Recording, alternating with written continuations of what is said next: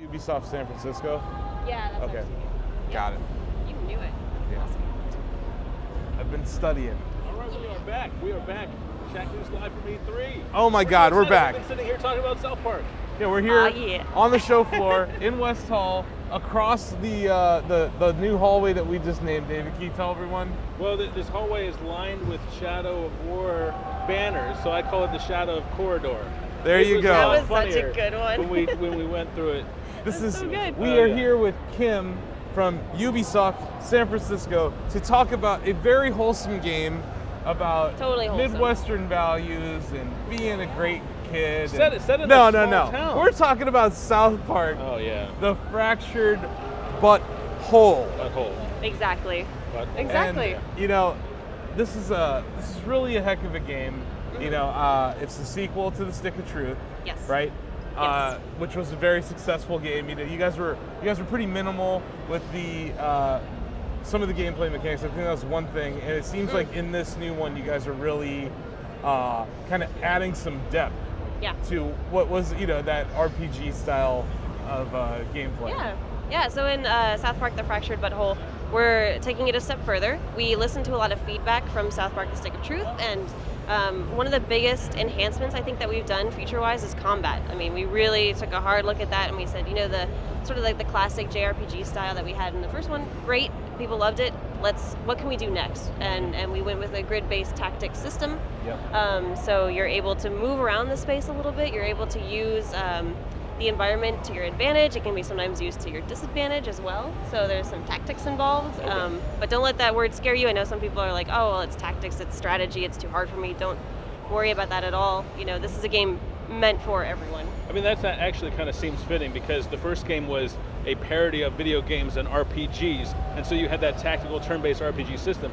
Superhero battles are more about space and those sorts of tactics too. So I think that works. Yeah, and we have the same sort of system. We have a party system, so you can bring different buddies into your party. And it's really like you're able to make your whole superhero crew. So if you want your support buddy to come in, and then you want maybe a bruiser to come in, but you want to play something different, you're totally able to do that. You're going to unlock classes as you go, and each class has a different power set, and then you can actually mix and match those different powers to make your own unique superhero. That sounds awesome. It So does. I have a tough question about this game. You know, we're showing some footage. It looks like some kids maybe in a gentleman's club of some kind. Yes. So Matt and Trey come up to you guys, right? And they're writing this story. And they say, we want to have a mission where a kid goes into a gentleman's club to get a lap dance, to find out information about a girl with a penis tattoo? There's a kid Where do giving you go from there? There's a kid giving a lap dance up there. There's a kid so giving a lap dance. when Matt and Trey say this to you, what is your first response as a developer? Like, are we even going to be able to do this? What was your first thought when you saw that script?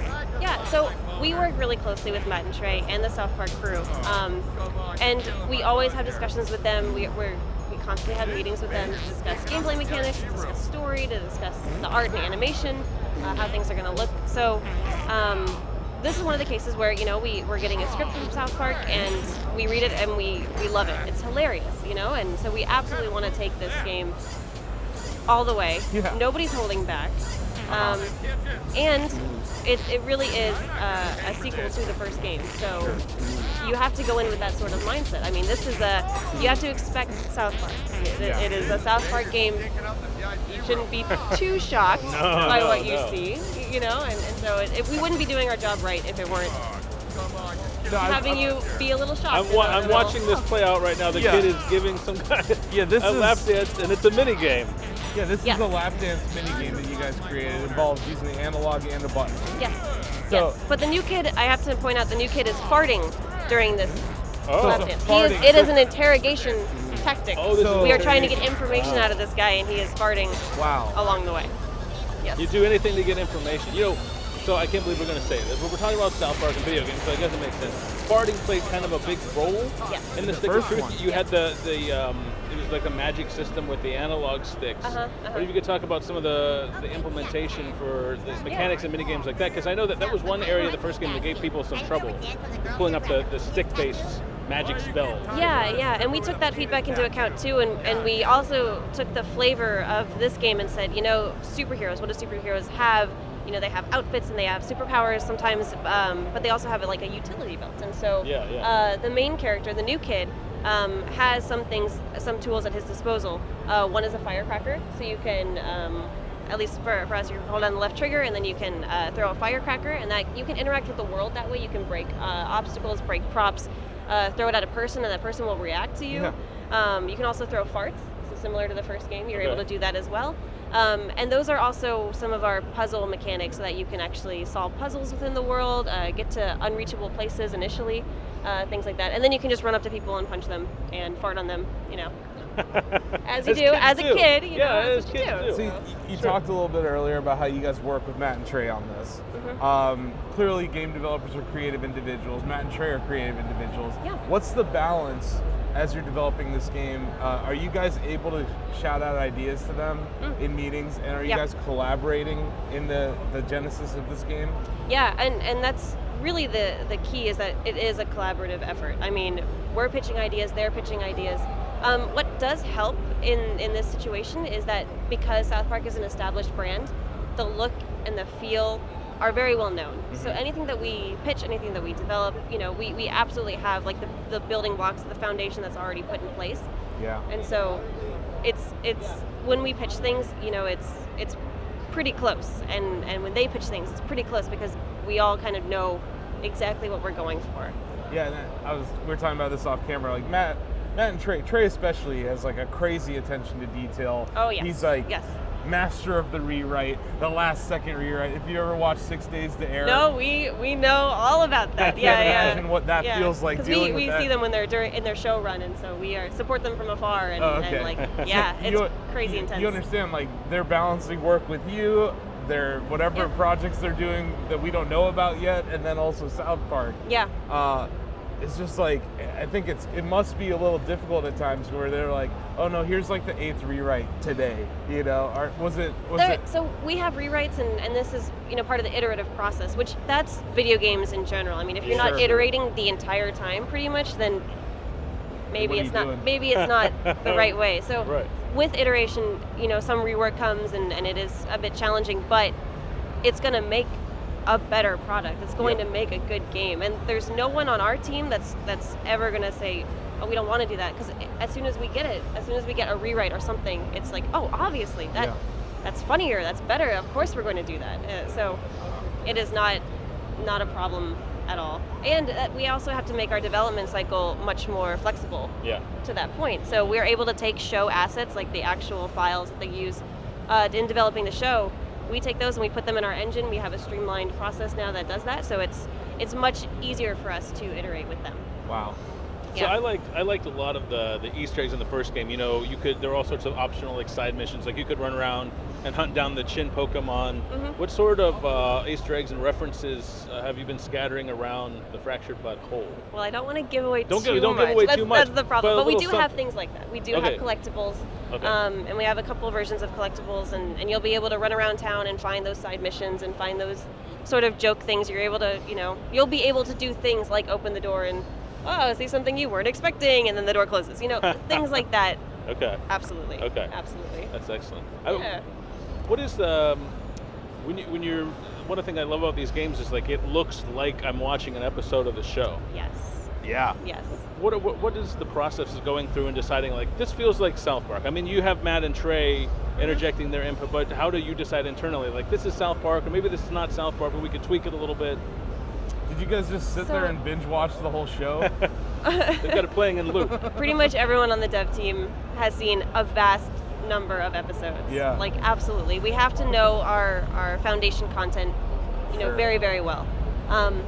But things like that, like since we do have show assets, it's much easier to get at least the look right, and then the feel with like the camera placement. We'll have South Park crew come in and they will take a look and they'll play the game and they'll say, okay, let's move the camera back, let's push it in. They're with us 100% of the way to make sure that this looks just like a South Park episode. I think that's where you guys killed it, even with Stick of Truth, where the locomotion of the players, you see them bouncing around. It's a lot like the actual show. Yeah. And I think other South Park games, not dogging them, they're cool too, but before the Stick of Truth. The technology wasn't there. The technology wasn't there, but also they were not even thinking that they could do this. It wasn't like even a thought that we could make a game that looked just like the show. Yeah, it's been really fun. It's been a challenge, but I mean, it looks beautiful. And I have to say, like, because I work a lot with our animation team, like our animators are killing it. I mean, we work directly with the South Park show animators, and they're amazing.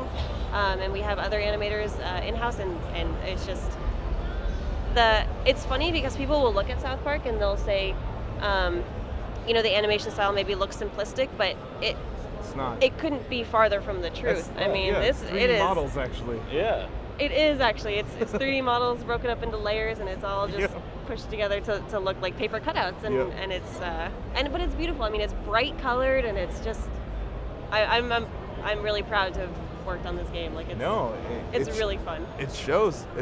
I think it's gonna be ridiculous. If this is the demo. Yes. I can't imagine what you guys if this are is not showing. If we're allowed to see this, what are we not seeing here? I'm like, my God, I can't imagine how filthy you got.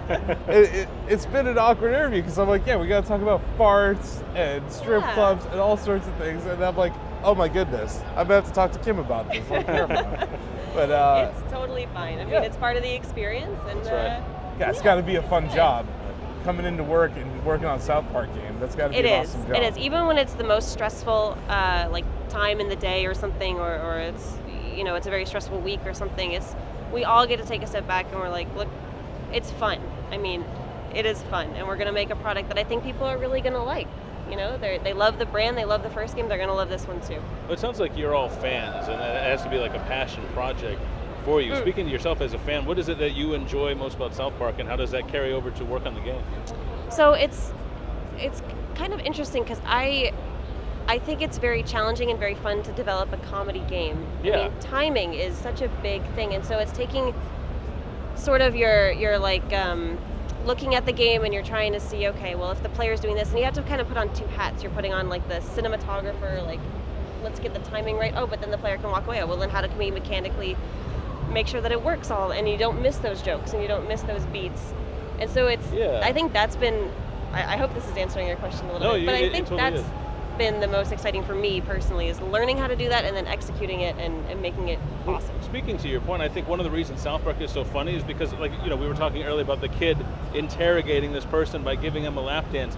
I think South Park humor is so funny in large part because you can't believe it's happening. Like what you're seeing, you can't believe it's happening, and that's part of the humor to it. Yeah, absolutely. Right. Absolutely.